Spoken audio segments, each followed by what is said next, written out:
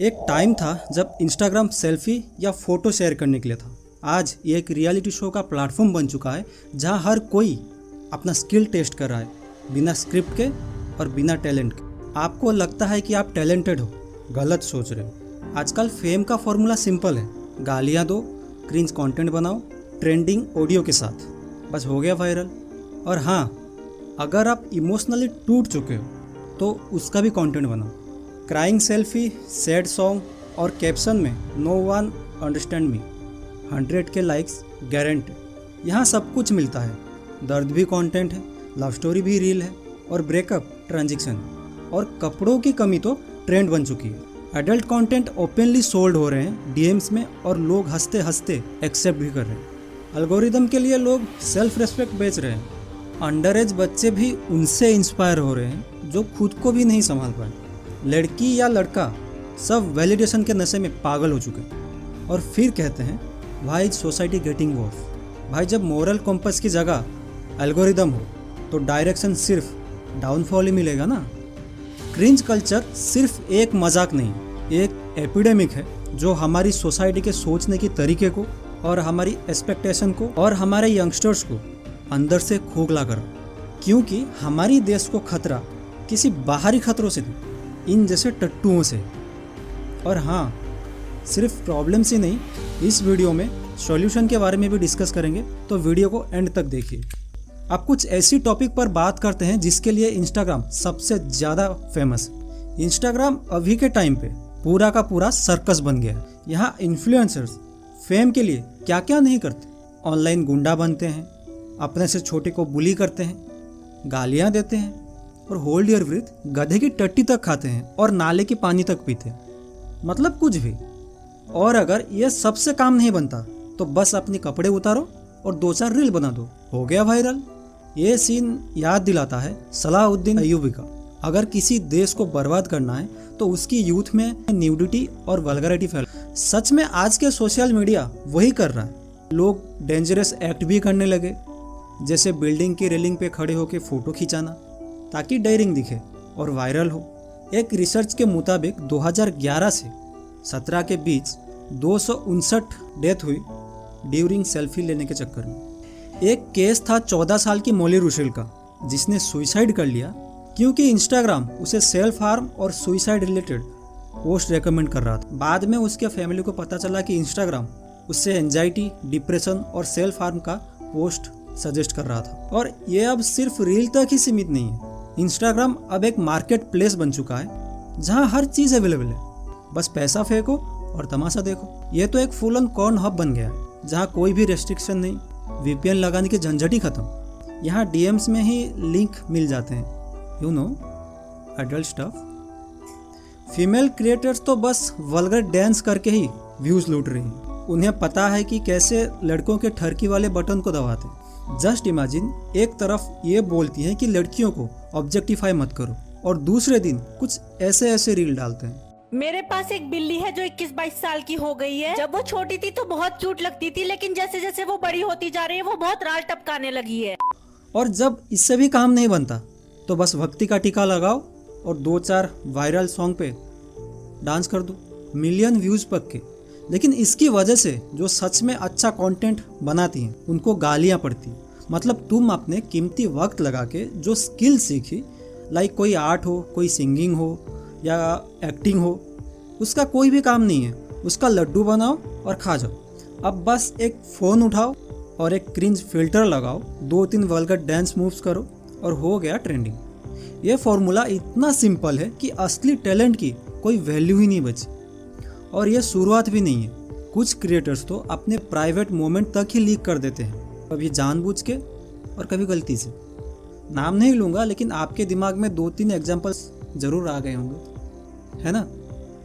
एक टाइम था जब ऐसी चीज़ें स्कैंडल होती थी, लेकिन अब अरे एमएमएस लीक हो गया, चलो वायरल बन गए। लोग मीम्स बनाते हैं, हैशटैग बनाते हैं और ये सब इतना नॉर्मल हो गया है कि शेम नाम की चीज़ बची ही नहीं।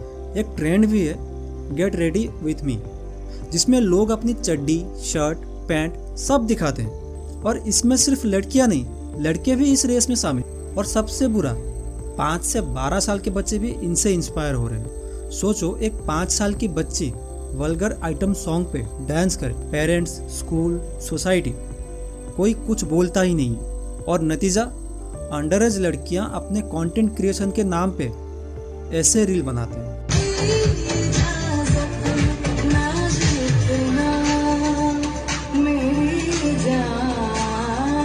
और सिर्फ रील्स ही नहीं, पेटीएम ब्लॉग्स भी हैं जहां लोग लोकेशन, रेट और कॉल डिटेल शेयर करते हैं फॉर सर्विसेज।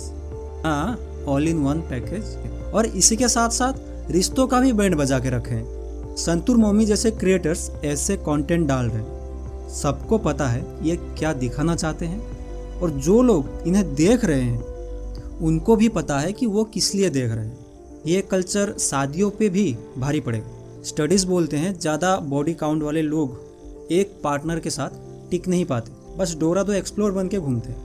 और बच्चों को तो अपने पेरेंट्स की इज्जत ना करना भी सिखाया जा रहा है। ये देखो जी, ये हाथ भी उठा रही है साथ साथ। ये देखो, अपने बाप को कह रही है साला। ये देखो जी, ये लैंग्वेज है इसकी, ये इसको सिखाया जा रहा है। और ये सब वेस्टर्न कल्चर का असर है भाई। पहले कपड़े उतारने पर महाभारत होती थी, और अब कपड़े पहनने को बोलो तो महाभारत होती है। और हाँ, तुमने वो अनसेंसुरेड ब्रेस्ट फीडिंग वाले वीडियोस देखे? ये फ्री द निप्पल ट्रेंड का हिस्सा है जो गाइडलाइंस के साथ खेलता। लोग कहेंगे अरे ये तो नेचुरल प्रोसेस। वैसे तो टॉयलेट जाना भी नेचुरल प्रोसेस है, उसका वीडियो क्यों नहीं डालते? कुछ चीज़ें प्राइवेट में ही अच्छी लगती है। ये सब चलता है वाला एटीट्यूड हमारी सोसाइटी को कमज़ोर कर रहा है। और इसी के साथ साथ इंस्टाग्राम का एल्गोरिदम लड़कों और लड़कियों को एक दूसरे के खिलाफ लड़वाता है। एक मर्द कभी किसी लड़की को गाली नहीं दे सकता। मैं मर्दों की बात कर रही हूँ, ना मर्दों की नहीं। एक लड़की कभी किसी लड़के को धोखा नहीं दे सकती। मैं भी लड़कियों की बात कर रहा हूँ, रन की नहीं।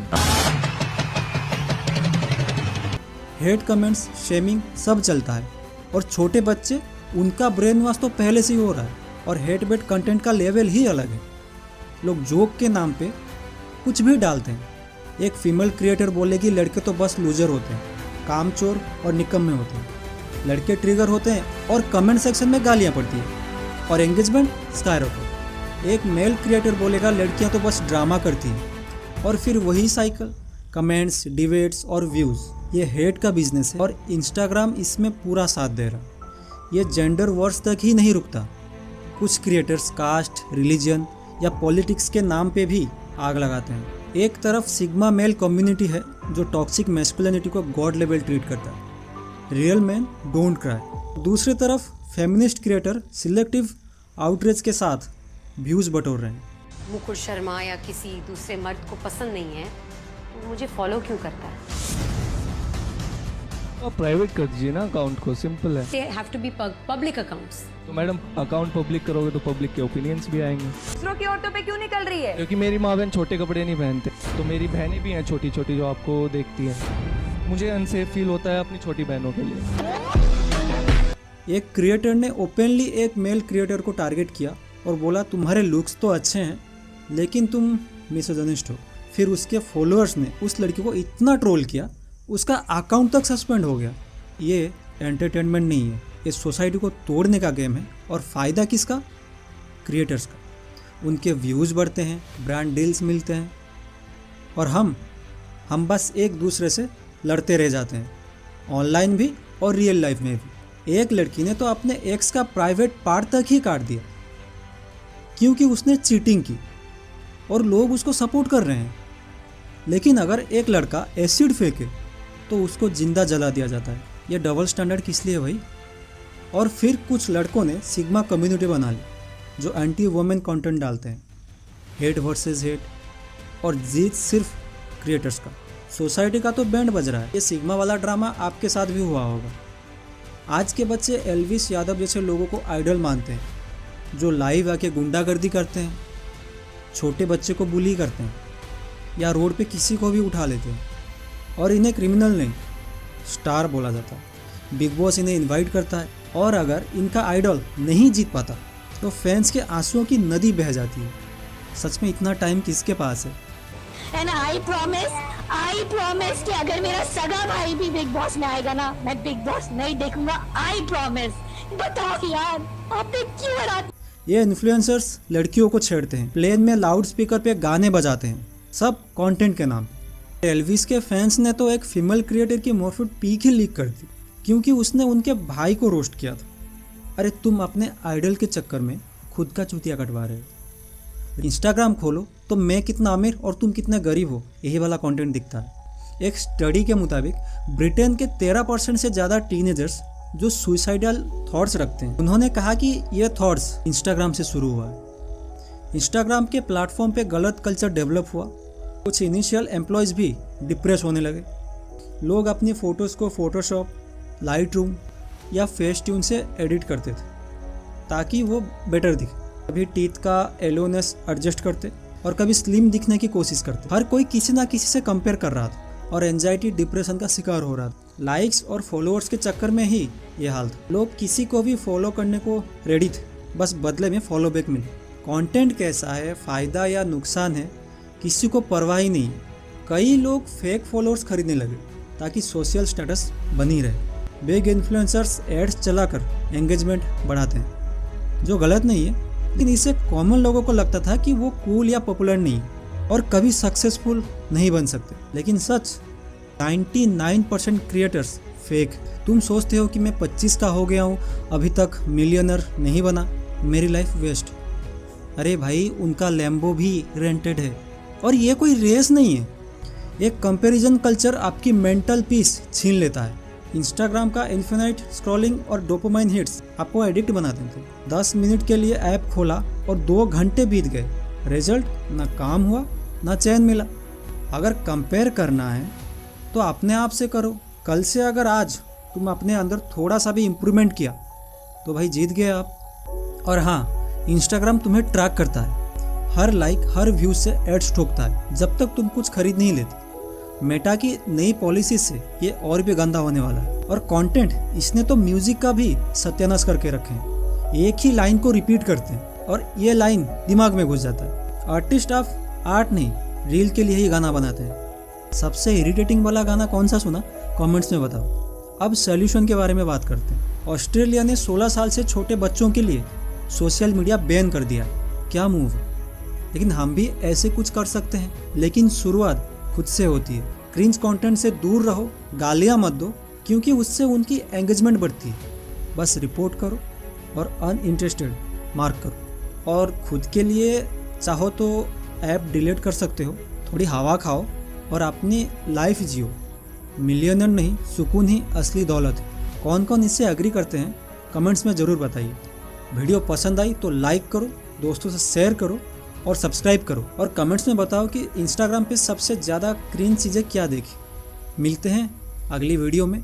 वीडियो को एंड तक देखने के लिए थैंक यू सो मच। जय हिंद।